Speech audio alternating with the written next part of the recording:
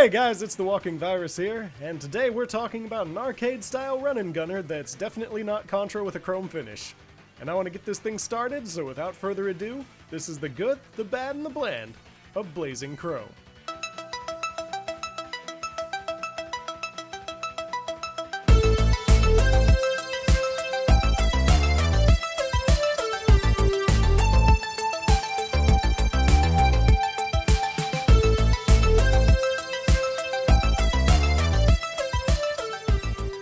Blazing Chrome is developed by Joymasher, and is essentially what you'd get if you took the plot and gameplay of Contra, but replaced all the aliens with Skynet while sprinkling in a bit of Metal Slug.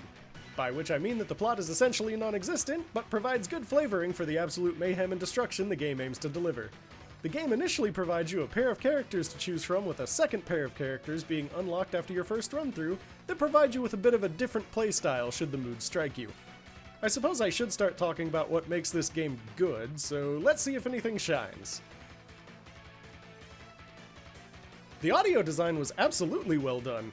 Everything from the chiptune soundtrack to the sound effects really fit the tone that the game was going for, while the weapon power-ups you can find all feel very different and have different optimal uses, which is especially nice considering your ability to keep any unequipped power-ups when you die.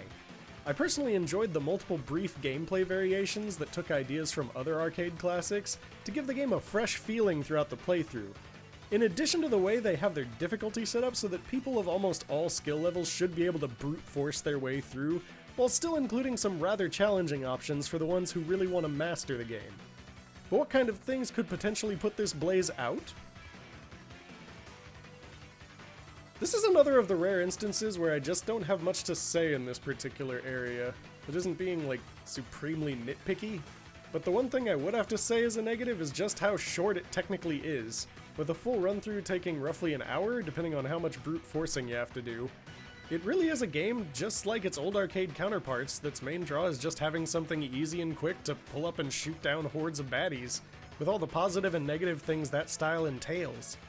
But now let's talk about the last few embers of this blaze.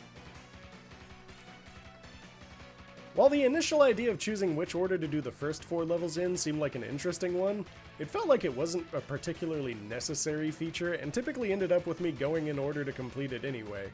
And while the increased difficulty modes did seem to change the enemy and boss patterns ever so slightly, I feel some more deviation would provide some additional draw to go through the higher difficulties. Now it's time to put out the fire and get to the conclusion.